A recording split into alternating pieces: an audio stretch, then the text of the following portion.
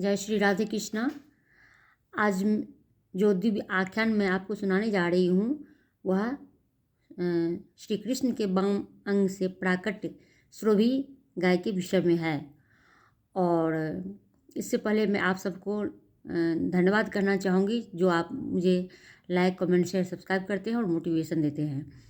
और आपसे प्रार्थना करती हूँ कि मेरे यूट्यूब चैनल शिव परिवार धर्म को भी आप सब्सक्राइब कीजिए, वहाँ भी लाइक, कमेंट, शेयर कीजिए और इस तरह मुझे मोटिवेट करते रहिए। धन्यवाद, प्रणाम। किसी समय की बात है, पूर्व काल में वृंदावन में सुरभि गाय का प्राकट हुआ और जो सभी गायों की वह माता हैं।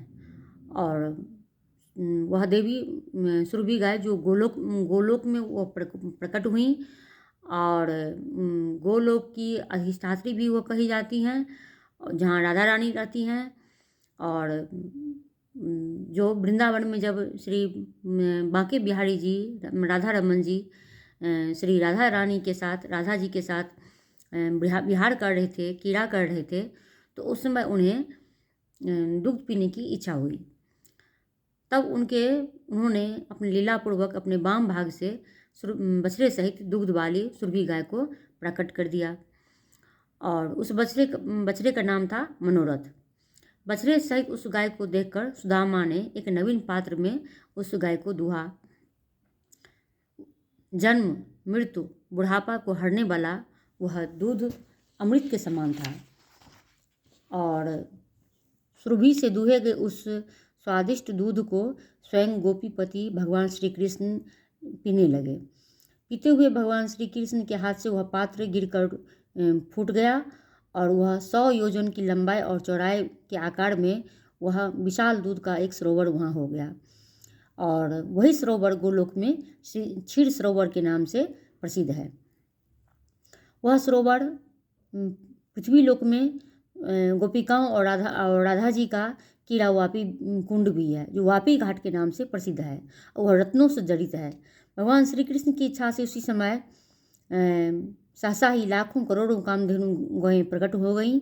जहाँ जितने गोप वहाँ थे वह सब सुरभि गाय के रोमकूप से उनका प्राकट हुआ और इसलिए वह गोप कहलाए। तत्पश्चात उन गाँवों की संख्या असंख्य संख्याएँ उनकी उत्पन्न हुई और जो जितनी गायें हैं, जितनी गाय की प्रजातियां हैं, जितने बछड़े हैं, वह सब सुरभि गाय की संतानें हैं। और इसी तरह से सुरभि गाय की जो संतानें हैं पूरे जगत में वह व्याप्त हो गई और गोप भी प्रकट हुए, वह भी व्याप्त हुए।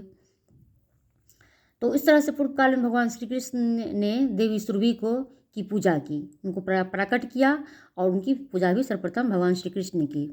और उसी समय से 3 लोक में उस सुरभि गाय की दुर्लभ पूजा का प्रचार हुआ और उन्हें माता के रूप में, देवी के रूप में उन्हें पूजा जाने लगा।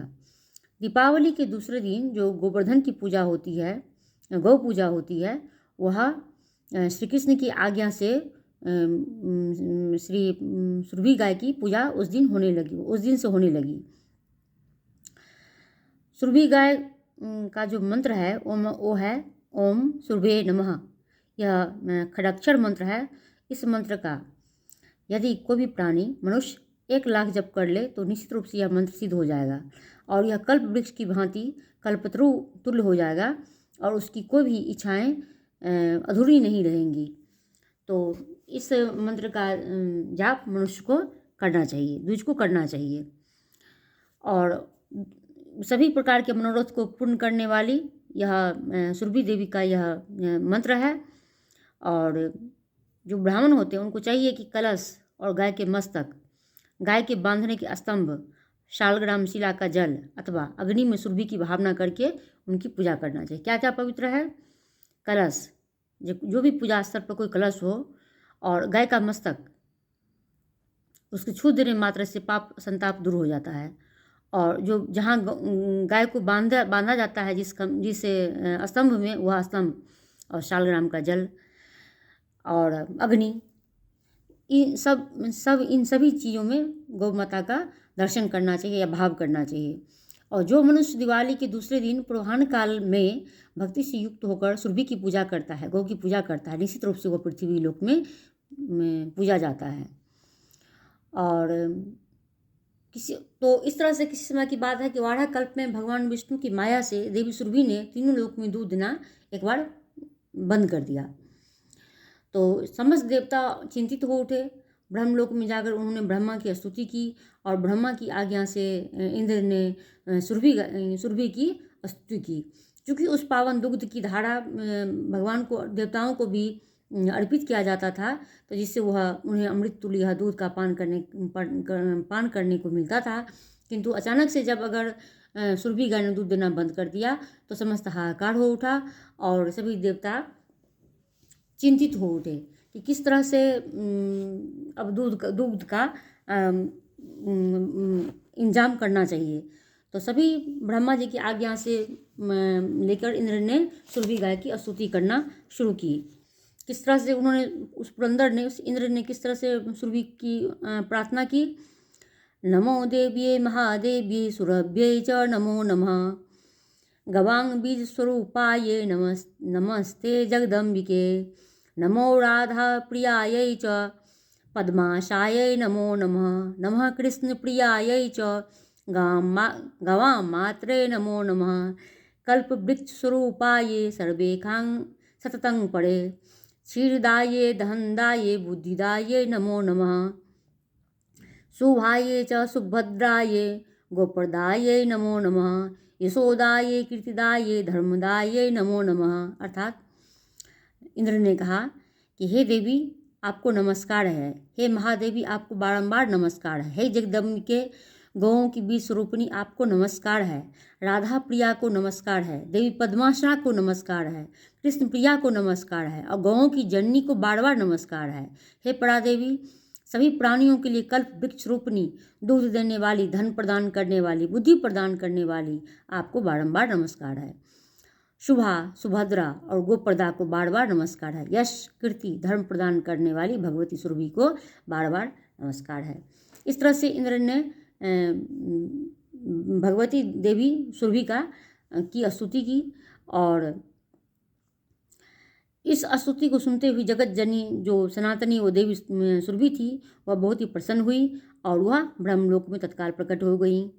तो देवराज इंद्र को दुर्लभ वांछित वर प्रदान उन्होंने की और तब तत्पश्चात वो गोलोक को चली गई और देवता भी अपने अपने स्थान को चले गए। सहसा पूरा समस्त संसार, चराचर यह संसार जो है वह दुग्ध से परिपूर्ण हो गया और दुग्ध होने से घृत की मात्रा का प्राचुर हो गया। और चूँकि यज्ञ हवन में घी की आवश्यकता होती है, तो दूध होने से दूध की प्रचुरता हुई तो घृत की भी प्रचुरता होने लगी। अब देवताओं के लिए यज्ञ होने लगा और उन्हें आहुतियाँ दी जाने लगी, तो देवता भी प्रसन्न हो गए। तो यह जो स्तुति जो इंद्र के द्वारा सुरभि गाय के लिए कही गई है, अगर कोई भी मनुष्य इस पवित्र स्तोत्र का पाठ करेगा या तो वह निश्चित रूप से वह गौओं से संपन्न, धनवान, यशस्वी और पुत्रवान हो जाएगा। इसमें कोई भी संशय नहीं है। मानो कि संपूर्ण तीर्थों में उसने स्नान कर लिया हो, सभी यज्ञों में वह दीक्षित हो गया हो, सभी लोगों का सुख भोग कर अंत में वह श्री कृष्ण के धाम को जाएगा। इसमें कोई भी संशय नहीं है और दीर्घ काल तक वह वहाँ निवास करेगा और भगवान श्री कृष्ण की सेवा में वह संलग्न रहेगा। वहाँ पर उसका कभी भी वहाँ पुनर्जन्म नहीं होगा और वह ब्रह्मपुत्र स्वरूप हो जाएगा, ब्रह्मपुत्र हो जाएगा। ईश्वर का जो पुत्र हो जाएगा, क्या हुआ कभी पृथ्वी पर वापस आएगा? कभी नहीं आएगा। तो इस स्तोत्र का जो इंद्र के द्वारा जो स्तवन किया गया सुरभि देवी का, इसका हम मनुष्यों को, द्विजों को निश्चित रूप से इसका श्रवण करना चाहिए, पाठ करना चाहिए। इसमें कोई भी संशय नहीं। तभी से सर्वप्रथम सुरभि गाय की पूजा श्री कृष्ण ने की, तत्पश्चात इंद्र ने की और तत्पश्चात समस्त सचराचर जगत में मनुष्यों ने सुरभि गाय की दिवाली के दूसरे दिन पूजा की अथवा उसकी सब दिन उनका ध्यान करना चाहिए, उनका स्तवन करना चाहिए। तो निश्चित रूप से यह फलदायी होगा, संपूर्ण मनोरथों को पूर्ण करने वाला होगा। इसमें कोई भी संशय नहीं है। तो अब मैं अपनी वाणी को विराम देती हूँ। जानकारी अच्छी लगी तो please like, comment, share, subscribe कीजिए। धन्यवाद। हर हर महादेव, शिव शिव, जय माँ देवी सुरभि।